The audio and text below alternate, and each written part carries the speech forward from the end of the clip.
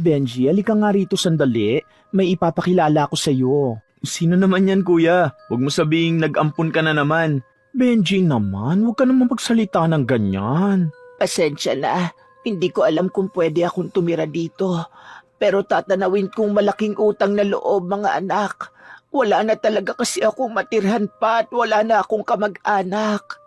Kuya, dami na natin dito sa bahay. Benji, intindihin naman natin. Yung si Aling Manda, nakilala ko siya sa palengke kanina. At wala na siyang matirhan.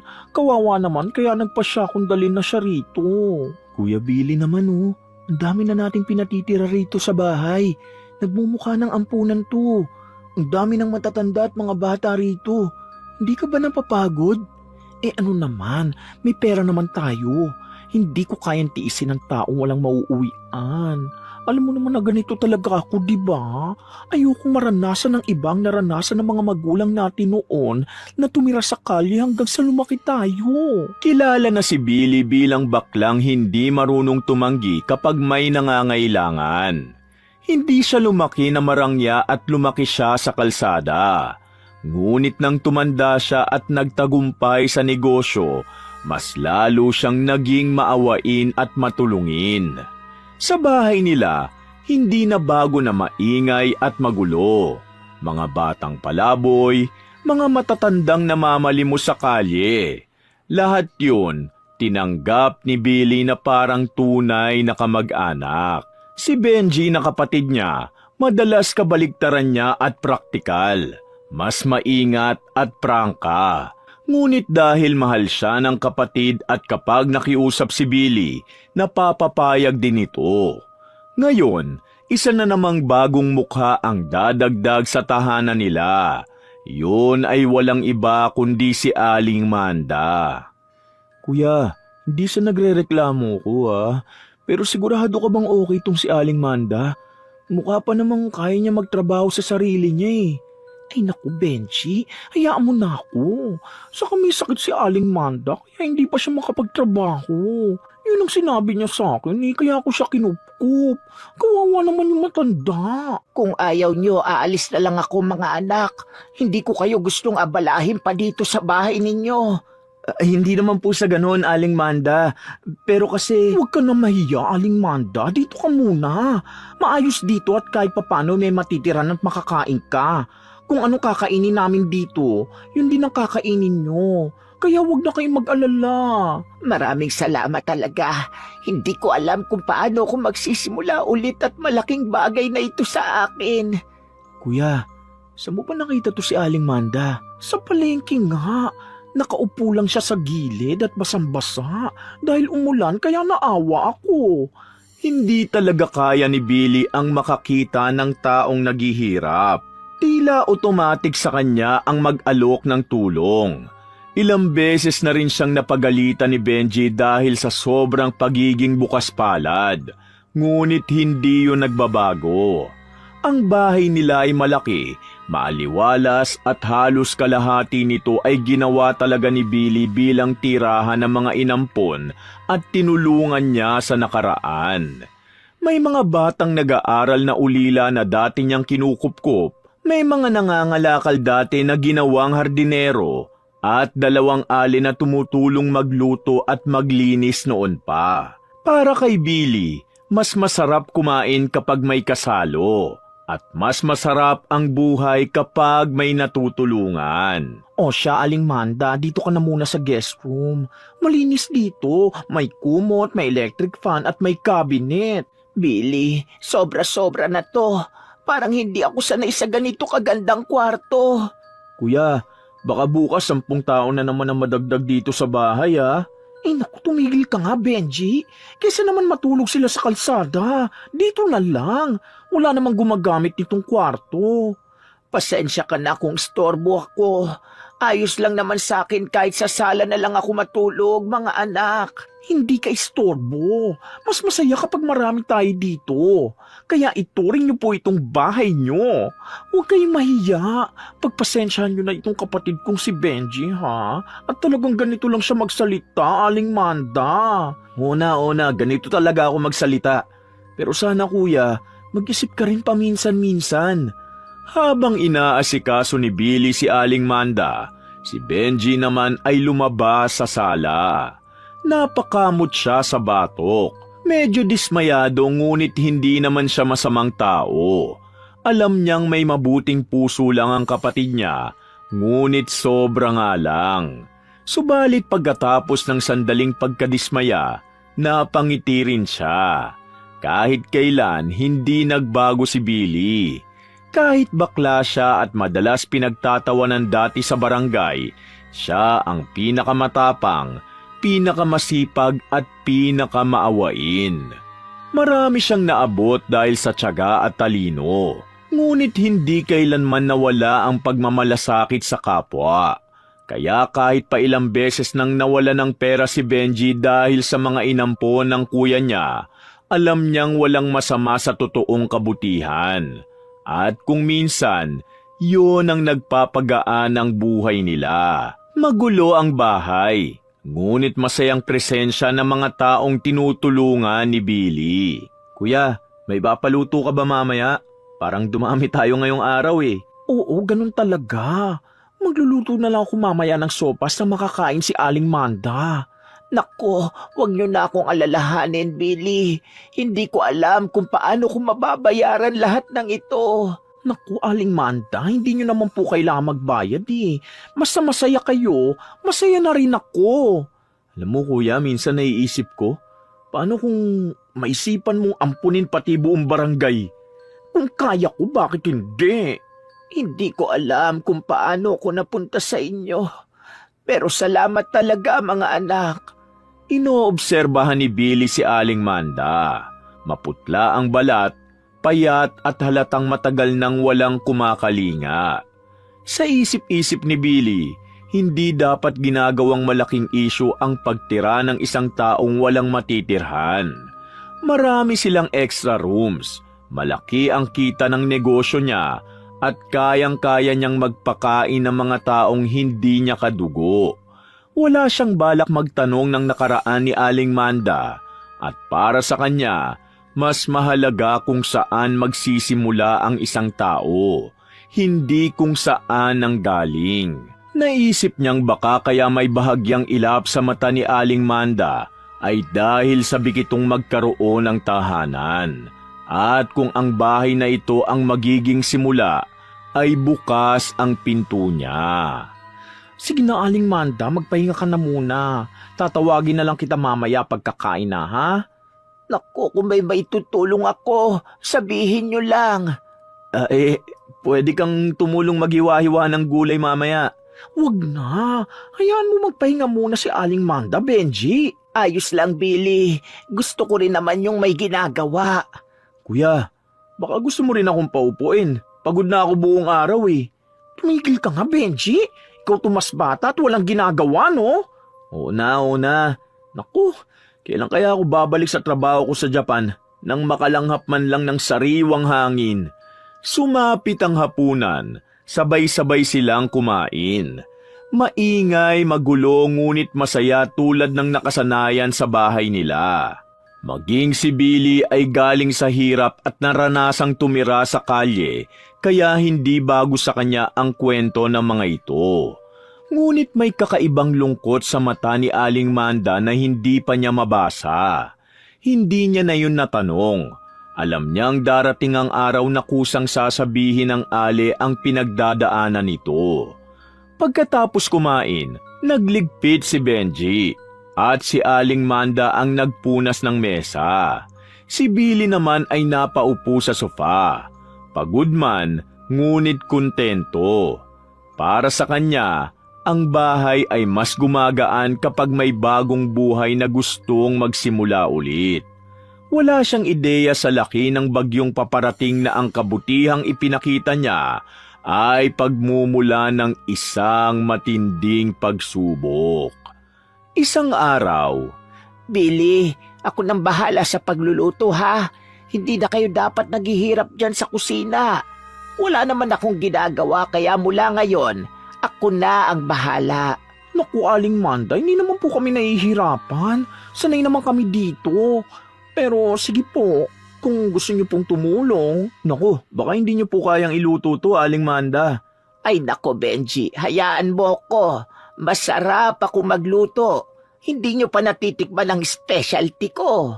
Aling Manda, gusto niyo po ba ng tulong? Pwede ako maghiwa ng gulay. Hindi na, baka maiba ang sukat.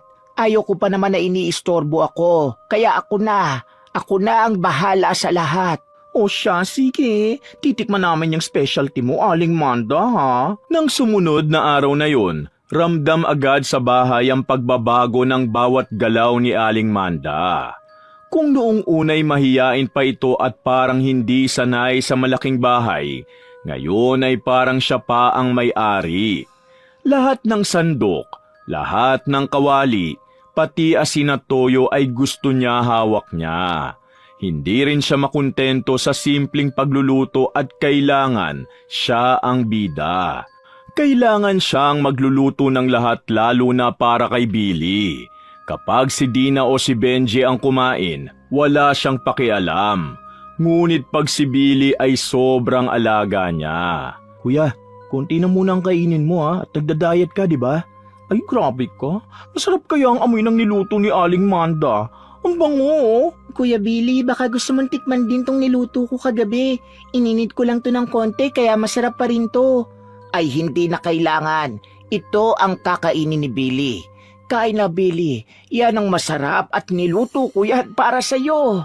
Aling Manda, dami naman nakahain. Baka sobra-sobra na yan. Hayaan mo Benji, alam ko na ang paborito ni Billy. Napakasipag niya kaya deserve niya ang espesyal. Naku, salamat ha. Pero hindi naman kailangan espesyal. Basta masarap kahit simple lang okay na sa akin, Aling Manda. Hindi Billy, iba dapat ang pag-aalaga ako sa'yo. Aling Manda, bakit po dinamihan niyo ng asin? Ay huwag ka na magreklamo, kumain ka na lang dyan. Sa bawat araw na lumilipas, lalong kumukunot ang noo ni Benji habang pinagmamasdan si Aling Manda. Kahit anong pagkain ang lutuin nito, si Billy lang ang inuuna. Si Billy lang ang gusto niyang pinagsisilbihan. Ngunit ang problema, hindi masarap ang luto. Minsan, malabnaw ang sabaw, maalat ang adobo at napakarami kung maglagay ng mantika. Subalit dahil ayaw ni Biling mapahiya ang ale, pilit pa rin niyang inunguya ang mga niluluto nito. Kuya, di talaga masarap. Hayaan mo na, Benji. Hindi lahat ng pagkain kailangan perfect. Basta may puso ang nagluto, ayos na yan. Kuya Billy, baka gusto mo ng sardinas na lang. Alam ko po kasing bawal sa inyong maalat eh. Hindi niya kailangan yan, Dina. Ako nagluto niya no. Kain ka na Billy. Walang bawal-bawal basta masarap ang luto ko. Oo na, kakain na ako, Aling Manda. Naku, nakakataba naman ng puso at palagi niyo akong pinagluluto. Sige na, kumain na tayo. Lalamig na itong pagkain, oh. Kukuha na lang ako ng sardinas ng magkalaman ng tiyan ko. Benji, tumigil ka nga. Nakakahiya. Aling Manda, baka naman pwede kami ang magluto minsan. Hindi na kailangan. Ako na ang bahala. Basta si Billy masaya, masaya na rin ako. Hindi maitatanggi na may kakaiba sa kilos ni Aling Manda. Sa unang tingin ay para siyang mapagkalinga. Ngunit habang tumatagal, may kapansin-pansing ugali na ang gusto niya lang lagi, siya ang bida. Siya ang gumagawa ng lahat para lang mapansin ni Billy. Sa loob ng bahay, siya rin ang unang nauupo sa sala. At siya ang dapat laging may hawak ng remote sa TV. Walang kahit sinong makakapanood ng ibang palabas maliban sa gusto niyang panoorin. Aling Manda, manonood po sana kami ng news ni Kuya Benji. Mamaya na, ito na munang pinapanood ko at maganda ito. Aling Manda, isang oras ka na dyan eh. At ano ngayon? Kayo ba ang unang umupo rito? Ako, di ba? Oo, kalma lang kayo. Pwede namang salitan kayo dyan sa panunood. Hindi nga nagpapahiram yan ng remote eh. Benji, konting pasensya. Matanda na si Aling Manda. Pagbigyan na natin. Kuya Billy, gusto ko rin po sanang manood ng palabas na paborito ko. Hindi pa tapos ang episode ko. Mamaya na kayong lahat. Kuya, Kailangan mo na yatang kausapin si Aling Manda. Parang hindi na to tama eh. Bahay natin to. Hayaan nyo na. May pinagdadaanan lang siguro si Aling Manda at gusto niya maglibang. Kasama sa pagiging mabait ni Billy ang napakahabang pasensya niya. Kapag pinagagalitan si Dina, ipinagtatanggol niya. Kapag napipiko naman si Benji, pinapakalma niya. Ngunit pag si Aling Manda ang nang-aabuso, humihinga lang siya ng malalim, paulit-ulit. Hindi niya alam kung bakit. Ngunit parang ayaw niyang may masabi laban sa matanda. Siguro dala ng awa o dahil gusto niyang maramdaman ni Aling Manda na ligtas ito. Ngunit hindi ibig sabihin noon ay hindi siya nakakaramdam ng pangamba. Kuya, ano na naman yung bitbit mo? Di damit para kay Dina, para sa graduation niya next month. Regalo ko to sa kanya. Kuya Billy, para sa akin to. Grabe, ang ganda naman. Salamat po. Ano yan? Damit po para kay Dina, para may susuotin siya sa special day niya. At bakit mo naman siya binilhan? Ha? Bakit hindi? Natuwa kasi ako sa kanya at magtatapos na siya sa high school. Kung tutusin, hindi lang sana damit ang regalo ko sa kanya eh. Oo nga naman, pinaghirapan niya yun. Masipag na bata si Dina kaya deserve niya yan. Dagdagan mo lang ng bagong cellphone, kuya. Aling Manda, gusto niyo pong suot ko? Sandali po at isusukat ko. Wag na, hindi na kailangan. Aling Manda, bakit parang hindi ka masaya? Wala, pagod lang ako. Pagod? Umupo ka lang naman buo maghapon pagkatapos mo magluto ah. Hindi mo naiintindihan, Benji. Nakakapagod maging matanda. Naku, magpahinga ka na muna sa kwarto, Aling Manda. Sige, wag niyo muna akong istorbohin. Kuya, nagdabog na naman oh. Hayaan mo na, sensitive lang si Aling Manda. Kuya Billy, okay lang po kaya siya? Oo naman, Dina. Pabayaan na muna natin siya. Baka emotional lang. Saka matanda na siya kaya siguro mabilis siyang mapagod. Ngunit ang hindi nila alam, sa loob ng kwarto, si Aling Manda ay nakaupo sa gilid ng kama at mariing nakapikit. Hindi siya pagod, hindi siya emosyonal, naiinis siya, naiinggit siya. Nangihinayang siya kung bakit laging may regalo si Dina. Bakit laging si Dina? Dahil babata pa si Dina at siya ay matanda na? Kuya, hindi mo pa rin talaga napapansin? Ano ba kasing sinasabi mo, Benji? Kuya, lagi siyang nasasaktan pag may regalo ka sa iba. Laging galit pag hindi siya pinapansin. Tapos lagi nagtatampo pag hindi siya ang inuuna mo. Benji, matanda na si Aling Manda. Sensitive ang mga matatanda. Kuya Billy, may naririnig po akong umiiyak sa kwarto ni Aling Manda. Ha? Sige, titignan ko. Huwag na, kuya. Pamilya tayo rito. Kaya kung may problema si Aling Manda, kailangan ko siyang kausapin. Baka sakaling gumaan ang loob niya. Kuya Billy, sana maging okay ang lahat. Sana nga, pero kuya, iba ang kutob ko ah. Jesus, ano ba yung sinasabi mo? Kung ano-ano na lang iniisip mo. Sa puntong yun, wala pang nakikita si Billing masama. Para sa kanya, ang problema ay maliit lang. Normal ang tampuhan, normal ang selosan. Hindi niya alam na ang simpleng tampo ay unti-unting nagiging galit. Ang galit ay unti-unting nagiging inggit. At ang inggit ay unti-unting nagpapabago ng ugali at isip ng tao. At hindi rin alam ni Billy, habang tumatagal, si Aling Manda sa kwarto ay mas nagdidilim ang mga iniisip nito. Hanggang sa isang araw, Benji, parang ang bigat ng dibdib ko. Ang hirap huminga. Ano ba naman yan, kuya? Ilang araw na yung ubo mo ah. Kuya Billy, gusto mo po ba ng salabat? Gagawan ko po kayo. Wag na, ako na ang gagawa ng salabat para kay Billy. Aling Manda, huwag niyo naman pong tampalin ang kamay ni Dina. Ako na nga ang gagawa ng salabat para kay Billy. Hindi si Dina. Kahit kailan talaga sumusulpot ang batang yan. Huwag na, Aling Manda. Salamat na lang. Ipapahinga ko na lang ito. Nako, Billy, hayaan mong alagaan kita at ito lang ang magagawa ko sa'yo.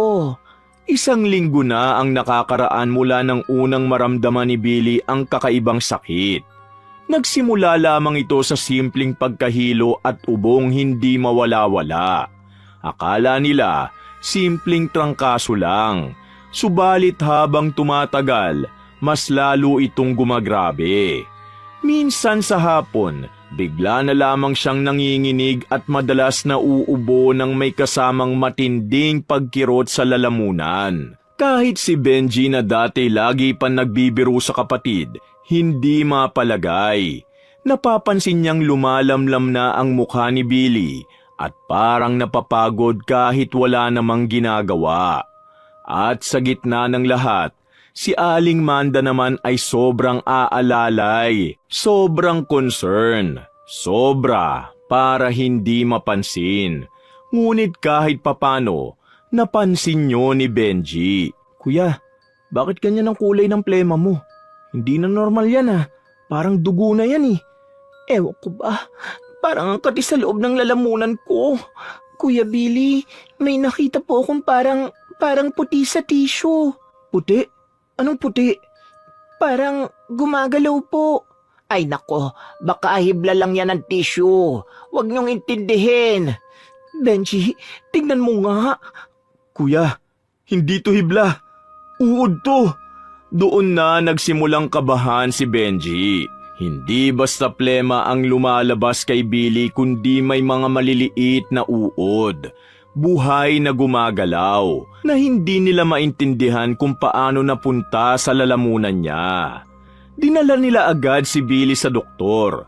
Ngunit nang suriin ito, walang nakitang impeksyon, walang parasites, at ang mga buhok at uod na dinala nila ay imposible ayon sa doktor. Hindi raw nanggagaling sa katawan ni Billy ang mga yun. Lalo tuloy silang nalito. Samantala, si Aling Manda ay kunwari sobrang nag-aalala. Halos hindi lumalayo kay Billy at palaging nakabantay. Ngunit para kay Benji, may kakaiba sa paraan ng pagkakatingin ni Aling Manda na hindi niya alam kung ano, ngunit may mali. Benji, mas masakit ngayon. Parang may kumakagat sa loob ng dibdib ko. Kuya, dali na kita sa ibang doktor. Hindi ako papayag na ganito ka lang. Kuya Billy, uminom ka muna ng tubig. Dahan-dahan lang po. Billy, halika dito. Ako ang susuri sa'yo. Maniwala ka sa akin. Kailangan mo lang ng pahinga. Pahinga? Aling Manda, hindi niya ito may papahinga lang. Benji, huwag ka sumigaw. Mas sumasakit ang ulo ko. Kuya, umiinit ka na naman Nilalagnat ka. Sa gabing yon, hindi halos makatulog ang lahat sa bahay. Si Billy ay hindi mapakali. Paulit-ulit umuubo at sumasakit ang sikmura. Tuwing dudura siya sa basurahan, may lumalabas na maliliit na puti na parang napakaliit na bulate. Minsan 1 o 2 lang, ngunit minsan ay marami. Hindi yun kayang itago ni Benji. Kinabahan siya ng sobra. Si Dina naman, halos maiyak na sa takot. Si Aling Manda, wala sa tono ang pag-aalala at sobrang lambing at sobrang dikit kay Billy. Halos ayaw papalapitin si Benji. Para bang gusto niya na si Billy ay nasa ilalim lang ng kanyang pag-aalaga. Kuya, umiihi ka ba ng maayos? Oo, pero masakit. May kumikirot Aray! Kuya Billy, baka kailangan mo na talagang ma-confine. Ayoko, wag muna. Saka kailangan natin magtipid sa ngayon at humina ang kita ng negosyo. Kuya, hindi itong oras magtipid. May mga uod nang lumalabas sa katawan mo. Saka hindi ka nga nangingimay gumastos para tumulong sa iba Benji, wag mong pagalitan si Billy. Wag mo siyang ini-stress. Ayoko sa ospital. Gusto ko dito lang. Mas kampante ko Diyos ko naman, kuya. Kinaumagahan, napasigaw si Billy sa banyo at narinig yun ng lahat. Nang tumakbo sila, nakita nilang halos nanginginig si Billy habang may itinuturo sa inidoro. Sa ihi niya, may mga maliliit na puting uod, buhay at gumagalaw. Halos mapasigaw si Dina sa takot. Si Benji ay halos mawala ng kulay sa mukha. Ngunit ang pinakakapansin-pansin sa lahat ay si Aling Manda. Nakatakip ang kamay niya sa bibig. Kunwari nagulat ngunit kita sa gilid ng mata niya na hindi siya gaanong nag-aalala. Kung tutuusin, parang alam na niya na mangyayari yun. Subalit hindi ito napansin ni Billy dahil halos mawalan na siya ng malay sa sakit. Kuya, tama na to. Dadali na kita sa ospital. Ayoko na makipagtalo. Benji, magpapahinga lang ako. Baka gumaling pa to. Kuya Billy, hindi na po normal yan. Hindi na talaga. Billy, dito ka na lang. Mas panatag ka dito kaysa sa ospital. Aling Manda, itigil mo nga yan. Hindi ka nakakatulong. Benji, wag mo siyang sigawan. Ang bigat ng ulo ko. At saka parang may gumagalaw sa loob ng kalamnan ko. Kuya, huwag ka na magsalita. Huminga ka lang ng dahan-dahan. Lumipas ang araw at buong magdamag nagising si Benji habang minamatyagan si Billy. Halos hindi na kumikilos ang kuya niya at ang dating masayahing boses parang nawala. Nakaupo lang si Aling Manda sa gilid ni Billy. Hawak ang basang bimpo at kunwari inaasikaso ang bawat pag-ubo nito. Subalit sa bawat dampi niya ng bimpo sa noo, hindi mapigilan ni Benji ang makaramdam ng kakaibang kaba tungkol kay Billy. Bakit tuwing lalapit si Aling Manda ay parang mas nasasaktan si Billy? Bakit tila kumakalma lang ang kuya niya kapag siya o si Dina lang ang naroon?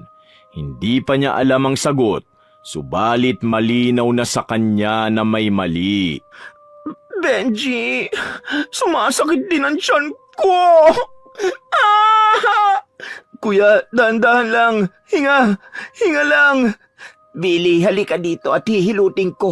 Maiibsan yan. Hindi, ako nang bahala. Umupo ka na lang dyan, Aling Manda.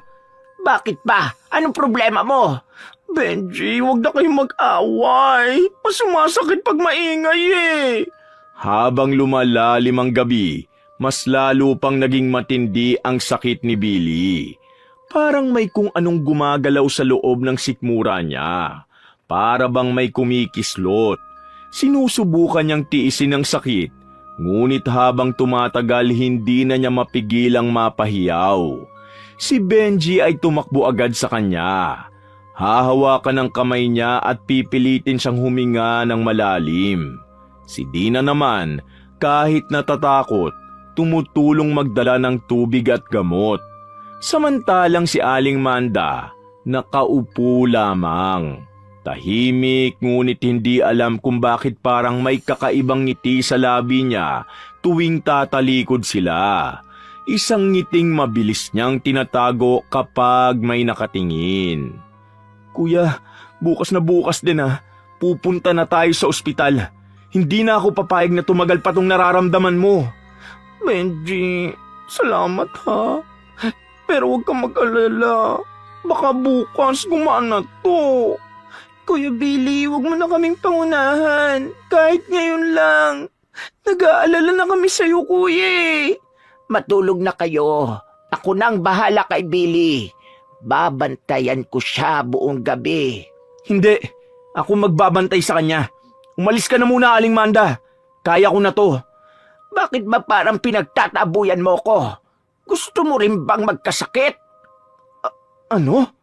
Benji, tama na. Masakit na. Masakit. Ha? Kuya Billy, Diyos ko. Ang dami mong sinukang puti-puti. Halos hindi na makatayo si Billy. Bumagsak siya sa sofa at mabilis na sinalo ni Benji. Nang hawakan niya ang ulo nito, naramdaman niyang sobrang init nito na parang naglalagablab.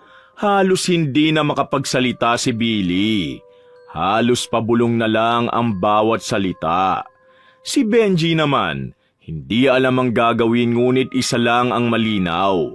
Hindi niya na kayang panoorin pang mas lumala ang kalagayan ng kapatid niya. Si Dina ay palingalinga at halatang natatakot. At si Aling Manda nakatayo lang sa gilid, tahimik at walang reaksyon. Parang hindi nagulat, parang alam na niya ang mangyayari. Sa gabing yun, hindi pa alam ni Benji ngunit nagsisimula na ang pinakamatinding unos sa buhay nila. Kuya, liga na! Dadalhin na kita ngayon din sa ospital! Sandali. Bigyan mo ako ng konting oras, Benji. Kuya Billy, natatakot na kami.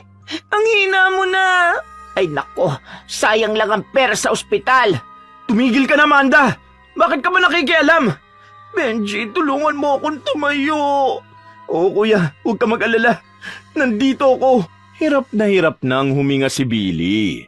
At sa bawat ubo niya, meron pa ring lumalabas na maninipis ng puting uod. Si Benji ang halos nag-aalaga magdamag, habang si Aling Manda panay ang kunwaring pag-aalala, subalit hindi naman talaga tumutulong. Pinipilit na nila si Billing sumakay sa sasakyan, ngunit sa bawat hakbang, lalo siyang nangihina. Nagpapanik na si Dina at ang iba pang ampon dahil pakiramdam nila'y mawawala na ang taong nagligtas sa kanila mula sa lansangan. At sa gitna ng kaguluhan, may isang taong tahimik na lumabas ng kwarto. Si Mang Agustin na isa sa mga taong tinulungan ni Billy. Sandali! Mang Agustin, ano yun? Kailangan na namin siyang madala sa ospital agad. Hindi siya gagaling sa ospital. Mang Agustin? Bakit? Ano pong ibig niyo sabihin? May gumawa nito sa kanya at hindi doktor ang makapagpapagaling sa kanya. Kung ganun, sino? Lumapit si Mang Agustin kay Billy na halos mawalan na ng malay. Tinignan niya ang mga uod na lumalabas sa bibig at ilong nito at hindi na siya nagduda. Kabisado niya ang uri ng sumpang yon. Matagal na niyang isinara ang mundo ng panggagamot sa sarili niya. Pinili niyang mamuhay bilang simpleng matanda. At walang may alam na isa pala siyang kilalang manggagamot sa kanilang probinsya hanggang ngayon. Araw-araw niyang naririnig ang paghikbi ni Billy, subalit pinipigilan niyang makialam. Ngunit ngayong nakikita niya na halos wala ng malay ang taong nagpakain, nag-aruga at nagbigay sa kanya ng tahanan, hindi niya na kayang manahimik na lang. Huminga siya ng malalim at bumulong. May kumulang sa kanya at kilala ko kung sino. Kulam? Sino? Sabihin niyo! Si Manda! Ha? Si Aling Manda? Hoy, aba ako pa talaga. Ako na nga nag-aalala sa kanya. Tumigil ka! Nakikita ko ang lagda ng ginawa mong kulam. Hindi ako maaaring magkamali.